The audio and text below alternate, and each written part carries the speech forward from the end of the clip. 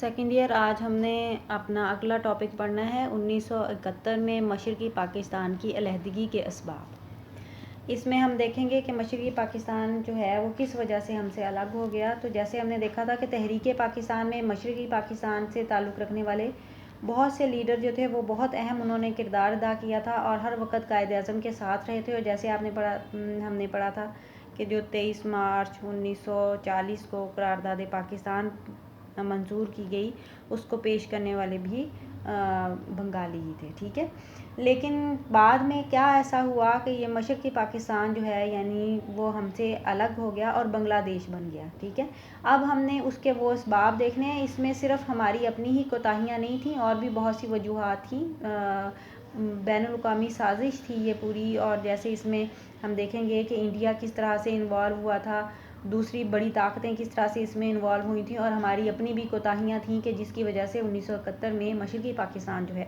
वो पाकिस्तान से अलग हो गया। सबसे पहला पॉइंट जो हम देख रहे हैं वो है कौमी क़यादत का फुक़दान। जिस वक़्त पाकिस्तान बना उस वक़्त हमारे पास जो हमारी लीडरशिप थी, जैसे कायद-ए-आज़म मोहम्मद अली जिन्ना हैं, लियाक़त अली ख़ान थे, तो ये एक कौमी क़यादत थी हमारी। ठीक है, और मुस्लिम लीग जो थी उसने बहुत अहम किरदार अदा किया था तमाम मुसलमानों को एक झंडे के नीचे जमा करने में।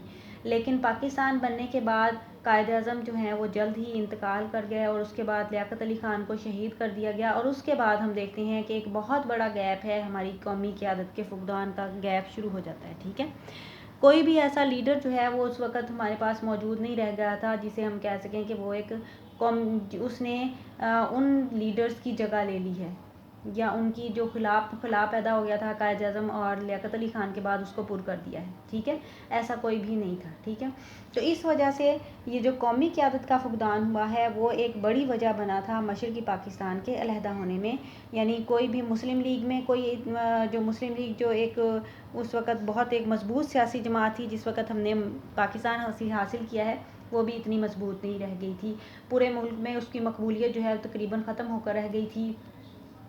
अवामी मसाइल में वो इंटरेस्टेड नहीं थे, नहीं लेते थे, आपस में वो कुर्सी के पीछे लगे हुए थे, वजारतें एक दूसरे से छीन रहे थे।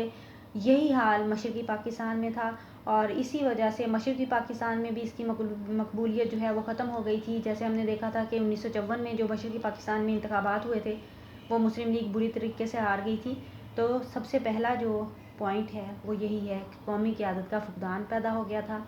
इस वजह से मशरक़ी पाकिस्तान जो है वो हमसे अलग हुआ। दूसरा पॉइंट जो है वो इक़्तिसादी बदहाली है।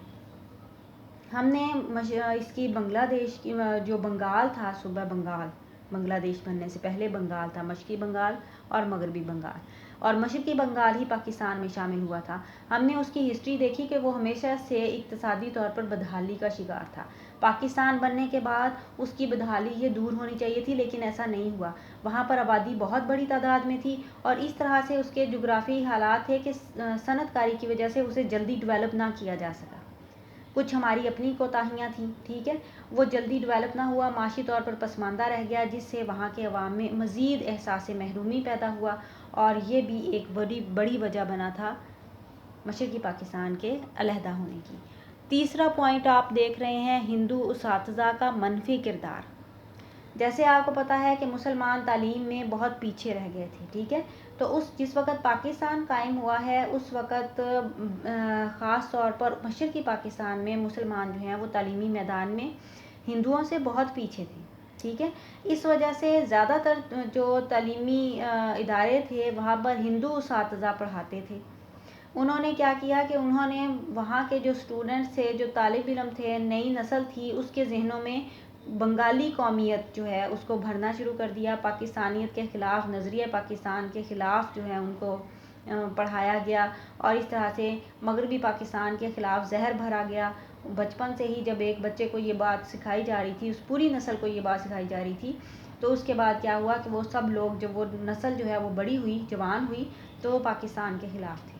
ठीक है, और एक बड़ी वजह जो है वो हिंदू उसातिज़ा का मनफी किरदार बना था मशरक़ी पाकिस्तान से की हमारे साथ से अलहदगी की। चौथा पॉइंट आप देख रहे हैं बंगाली ज़ुबान का मसला है। ये बंगाली की ज़ुबान का मसला जो है वो उसने बहुत अहम किरदार अदा किया हमारे इत्तेहाद को ख़त्म करने में। ठीक है, क़याम पाकिस्तान के बाद ही वहाँ से कुछ लोगों की तरफ से शेख मुजीबुर रहमान उस वक़्त एक स्टूडेंट था और उसकी तरफ से ये तहरीक पेश की गई थी कि बंगाली को एक सरकारी ज़ुबान बनाया जाए। जब उसने ये कायद-ए-आज़म को पकड़ाई तो कायद-ए-आज़म ने उसको फाड़ के फेंक दिया था और कहा था कि हरगिज़ नहीं, हमारी एक ही सरकारी ज़ुबान होगी, कौमी ज़ुबान होगी और वो होगी उर्दू। ठीक है, उस वक़्त कायद-ए-आज़म का बहुत असर व रसूख था, उनके असर व रसूख की वजह से ये तहरीक उस वक़्त फ़िलहाल दब गई थी, लेकिन बाद में इसने फिर सर उठाना शुरू कर दिया। लेकिन हमने देखा कि 1956 का आइन बना उसमें भी और 62 में भी बंगाली को भी सरकारी ज़ुबान के तौर पर तस्लीम किया गया था, लेकिन उस नफ़रत को ख़त्म ना किया जा सका जो बंगालियों के दिल में पाकिस्तान के लिए थी। ठीक है, उसके बाद अगला हमारा पॉइंट है सूबाई तासुबात, कि सूबाई तासुबात जो थे उन्होंने जन्म लेना शुरू कर दिया था। ज़्यादातर जैसे हम देखते हैं कि मशरक़ी पाकिस्तान की आबादी बहुत ज़्यादा थी, 56% वहाँ पर टोटल आबादी का 56% जो थे वो मशरक़ी पाकिस्तान में आबाद थे। ठीक है, बाकी मगरबी पाकिस्तान में थे और मगरबी पाकिस्तान के जो हैं वो 4 यूनिट थे और मुख्तलिफ़ कई रियासतें थीं और इस तरह से ये उसकी आबादी जो है मशरक़ी पाकिस्तान से उनकी हमसे ज़्यादा थी, मगरबी पाकिस्तान से। ठीक है, और वहाँ के जो सियासतदान थे उन्होंने चाहा कि आबादी के तनासब से सीटें दी जाएं, ना सिर्फ ऐवान ज़ेरी में बल्कि ऐवान बाला में भी आबादी के तनासब से सीटें दी जाएं। ठीक है, ये मुतालबा जो था वो बहुत ही नाजायज़ था। उसकी बिना पर क्या होना था कि मशरक़ी पाकिस्तान जो है उसको बालातरी हासिल हो जानी थी। तो इस बात पर जो बंगाली सियासतदान और जो पंजाबी सियासतदान थे उनके दरमियान बहुत ज़्यादा इख्तलाफात जो थे वो खुल कर सामने आ गए और ये एक दूसरे के सामने खड़े हो गए। ठीक है, और ये भी एक बहुत बड़ी वजह बना था ये जो सूबाई तासुबात थे मशरक़ी पाकिस्तान के हमसे अलहदा होने के। अगला पॉइंट हम देख रहे हैं वो है सियासतदानों की इलाकाई सियासत। उस वक़्त सियासतदानों ने अपनी इलाकाई सियासतें जो थीं वो चमकाना शुरू कर दी, क्योंकि कौमी क़यादत का फुक़दान पैदा हो चुका था। कौमी नौइयत की जो सियासी जमात थी मुस्लिम लीग, उसका इत्तेहाद पारा पारा हो चुका था। 1954 में वो इंतखाबात हार चुकी थी और सहरवर्दी भाषानी फजलुल हक के हाथ से सियासत जो थी वो निकलती जा रही थी और उसको वो संभालने के लिए हिंदू अरकान असम्बली की हिमायत हासिल करने की कोशिश कर रहे थे। अवाम को साथ मिलाने के लिए मनफी हथकंडे हर किस्म के इस्तेमाल किए जा रहे थे। उनके लिए सिर्फ इक़्तिदार हासिल करना ही सब कुछ था। उसके लिए इलाकाई सियासत को बहुत ज़्यादा प्रमोट किया गया, जिसकी वजह से हमारा कौमी इत्तेहाद जो था वो पारा पारा हो गया और ये भी एक बड़ी वजह बना। फिर हम देखते हैं आगे जो 7वां हमारा पॉइंट है वो है अयूबी आमराना दौर, के अयूबी आमराना दौर 10 साल तक ये दौर पाकिस्तान पर मुसल्लत रहा। ठीक है, और ये एक मुस्तकिल तौर पर हंगामी हालत की सी कैफियत थी जिसने कि नौकरशाही को बहुत ज़्यादा तहफ़्फ़ुज़ दिया। ठीक है, अवाम को उन्होंने दबा कर रखा और इस वजह से जब अवाम को बहुत ज़्यादा दबा कर रखा गया तो उनके अंदर मज़ीद शदीद रद्द-ए-अमल पैदा हुआ, ख़ासकर मशरक़ी पाकिस्तान के अवाम के अंदर, क्योंकि उनके अंदर पहले ही एहसास महरूमी था, पहले ही वो पाकिस्तान से मगरबी पाकिस्तान से और मगरबी पाकिस्तानियों से नफ़रत कर रहे थे और हिंदू साथकार वो तमाम किरदार जो थे वो हमने जो देखे हैं वो सब फैक्टर्स उसमें शामिल थे। तो इस वजह से वो जो उनको इस तरह से दबा कर रखा गया वो इसको बर्दाश्त ना कर सके और अलहदगी पर मजबूर हो गए। उसके बाद हम देखते हैं मुजीबुर रहमान का 6 नुकाती फार्मूला। मुजीबुर रहमान जो अवामी लीग का वहाँ पर लीडर था। ठीक है, उसने भी अपनी सियासत चमकाई हुई थी, 6 नुकाती फार्मूला पेश किया था। वो ज़्यादा से ज़्यादा सूबाई खुद मुख्तारी चाहता था, बल्कि मशरक़ी पाकिस्तान को अलहदा ही करना चाहता था। उसके फार्मूले में क्या था कि सूबों को अलग रियासतें बना दिया जाए, नीम वफ़ाक़ कायम कर दिया जाए। तो इस वजह से ये जब उसका फार्मूला जो है बहुत ज़्यादा मशरक़ी पाकिस्तान में अवाम में मकबूल हो गया था और उसने ये लोगों से कहना शुरू कर दिया था कि जब तक हम मगरबी पाकिस्तान की ग़ुलामी ख़त्म नहीं हो जाती हम लोग खुशहाल नहीं हो सकते। ठीक है, तो ये उसकी सूबाई खुद मुख्तारी का एक किस्म का ड्रामा था जो उसने रचाया हुआ था। लोग उससे इम्प्रेस हो गए थे वहाँ के और वो शेख मुजीबुर रहमान के साथ थे। उसके बाद हम देखते हैं अगला पॉइंट जो है वो भुट्टो मुजीब इख्तलाफात हैं, कि भुट्टो और मुजीब में इख्तलाफात शदीद तर हो गए थे। जैसे हमने देखा कि उस वक़्त जब इलेक्शन हुए थे मगरबी पाकिस्तान में भुट्टो की सबसे ज़्यादा पार्टी सीटें ले गई थी और मशरक़ी पाकिस्तान में मुजीबुर रहमान की अवामी लीग के पास सबसे ज़्यादा सीटें थी। ठीक है, अब इन दोनों के दरमियान जो है वो इख्तलाफात बहुत शदीद हो गए थे। और जैसे हमने देखा कि मुजीबुर रहमान को मुस्तकबिल का वज़ीर आज़म तक याह्या खान ने कहा था। तो अब ये जो है भुट्टो जो है वो ये चाहता था कि उसको भी कोई ना कोई हिस्सा मिले उस इक़्तिदार में, और मुजीब जो है वो कहीं भी उसे हिस्सा देना नहीं चाहता था। इस तरह से इनके इख्तलाफात को ख़त्म करवाने के लिए मुज़ाकरात का अहतमाम भी किया गया, लेकिन वो कामयाब ना हो सके और भुट्टो ने 3 मार्च 1971 को जो कौमी असम्बली का इजलास बुलाया गया था उसका बाइकाट कर दिया था। तो इस तरह से मगरबी और मशरक़ी पाकिस्तान के दरमियान ये फासला जो है वो बढ़ता ही चला गया। अगला पॉइंट आप देख रहे हैं फ़ौजी कार्रवाई। 23 मार्च 1971 को मुजीबुर रहमान ने बगावत का ऐलान कर दिया था मशरक़ी बांग्लादेश के, यानी उसने उसे बांग्लादेश का नाम दिया और उसके झंडे लहरा दिए थे वहाँ पर। और जो मगरबी पाकिस्तानी वहाँ पर बाशिंदे रह रहे थे बंगाल में यानी मशरक़ी पाकिस्तान में, और बिहारी जो वहाँ पर थे उनका कत्लेआम शुरू कर दिया गया और हालात बहुत ख़राब हो चुके थे। उस वक़्त फ़ौजी कार्रवाई का फ़ैसला किया गया। जो उस वक़्त के मेजर जनरल यकूब अली ख़ान थे उन्होंने इनकार कर दिया फ़ौजी कार्रवाई से और अपना रिज़ाइन दे दिया। ठीक है, लेकिन टिक्का खान जो थे उनको मशरक़ी पाकिस्तान का गवर्नर मुकर्रर करके वहाँ भेजा गया। टिक्का खान ने वहाँ पर बहुत शदीद किस्म की कार्रवाई की और इस कार्रवाई की वजह से वहाँ के लोग जो हैं वो मज़ीद मगरबी पाकिस्तान के ख़िलाफ़ हो गए। और अब जो मरकज़ी हुकूमत को यानी हमारी जो वफाकी हुकूमत को जो थोड़ी बहुत अवामी हिमायत हासिल थी वो भी ख़त्म हो गई। उसके बाद आप अगला पॉइंट देख रहे हैं गंगा त्यारे का अगवा है कि ये एक ड्रामा था। गंगा त्यारे का अगवा ये भारत का त्यारा था, उसने अपना त्यारा खुद ही अगवा करवा कर लाहौर पहुँचा दिया, लाहौर एयरपोर्ट पर, और कहा कि पाकिस्तान ने ये अगवा करवाया है। ठीक है, उसकी ज़िम्मेदारी पाकिस्तान पर डाल दी गई और बाद में इस अगवा को बहाना बनाकर उसने अपनी जो भारत की जो फ़िज़ाई हदूद थी वो पाकिस्तान के लिए बंद कर दी।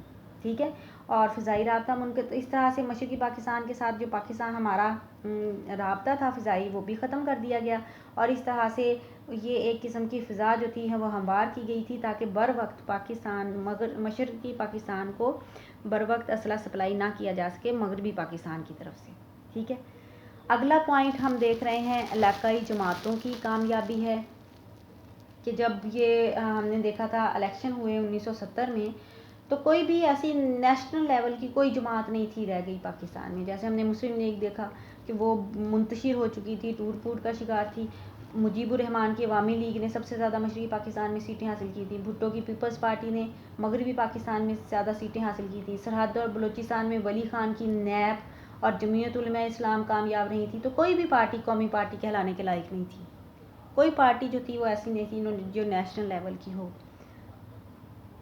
तो इस तरह से हम देखते हैं कि ये एक इक़्तिदार की रस्साकशी शुरू हो गई थी भुट्टो और मुजीब के दरमियान और इस तरह से ये जो खिला था ये वसी तर होता चला गया। उसके बाद हम अगला पॉइंट देखते हैं वो है भारत की फ़ौजी मुदाखलत कि अब भारत जो है वो मुकम्मल फ़िज़ा हमवार कर चुका था। पाकिस्तान मगरबी पाकिस्तान से मशरक़ी पाकिस्तान को असला सप्लाई नहीं किया जा सकता था। मशरक़ी पाकिस्तान में मगरबी पाकिस्तान की तरफ से फ़ौजी कार्रवाई शुरू कर दी गई थी। अब भारत के ने वहाँ के जो लोग थे जो उसने ट्रेंड करके मशरक़ी पाकिस्तान में भेजे थे वो मगरबी पाकिस्तान में इंडिया में वापस गए, वहाँ से ट्रेनिंग लेकर आए। मक्ती बाहिनी के नाम पर तकरीबकार जो थे उसने मशरक़ी पाकिस्तान में दाखिल कर दिए और बिल आखिर 22 नवंबर 1971 को उसने बराह रास्त मशरक़ी पाकिस्तान पर हमला कर दिया। ठीक है, और उस वक़्त जब वो हमला कर दिया तो पाकिस्तानी फ़ौज जो थी वो एक तो जो मशरक़ी पाकिस्तान के अंदर जो मक्ती बाहिनी के लोग थे उनके ख़िलाफ़ लड़ रही थी, जंग कर रही थी। दूसरा सरहदों पर हमला हो गया था इंडिया की तरफ, उनके साथ जंग कर रही थी। ठीक है, 2 महाज़ों पर वो जंग लड़ रही थी। असले की सप्लाई मिल नहीं रही थी क्योंकि हमारे लिए जो फ़िज़ाई हदूद थी वो बंद हो चुकी थी। तो इस तरह से जो हमारे वहाँ पर महसूर पाकिस्तानी फ़ौजी थे मशरक़ी पाकिस्तान में उन्हें हथियार डालना पड़े और इस तरह से पाकिस्तान जो है वो दो हिस्सों में बट गया, बांग्लादेश और पाकिस्तान। ठीक है, अगला है हमारा पॉइंट बड़ी ताकतों की साजिशें। जैसे मैंने आपको बताया था कि इसमें बड़ी ताकतें भी मुलव्वस थी। भारत और रूस के दरमियान 20 साला मुआहदा हुआ था और रूस ने भारत को तमाम तकनीकी सामान और ज़रूरत का सामान जो है वो जंग के लिए फ़राहम कर दिया था। इसके अलावा हम देखते हैं कि अमेरिका की भी इस साजिश में हमें उसके शामिल होने की सबूत इस तरह से मिले कि इसराइल ने अमेरिकी साख यानी अमेरिका का बना हुआ असलहा जो है वो भारत को फराहम किया, तो अमेरिका ने कोई एतराज़ नहीं किया इस बात के ऊपर। लेकिन जैसे ही सऊदी अरब और उर्दन ने पाकिस्तान को असला देने की कोशिश की, ख्वाहिश जाहिर की, तो अमेरिका ने मना कर दिया कि नहीं, आप असला नहीं देंगे। ठीक है, तो इस तरह से ये तमाम बड़ी साजिशें, बड़ी जो ताकतें थीं वो पाकिस्तान के साथ इस साजिश में मुलविस थीं, पाकिस्तान की अलहदगी करवाने में। तो उनके गठजोड़ की वजह से ये हिस्सा जो था मशरक़ी पाकिस्तान, वो पाकिस्तान से अलग हो गया।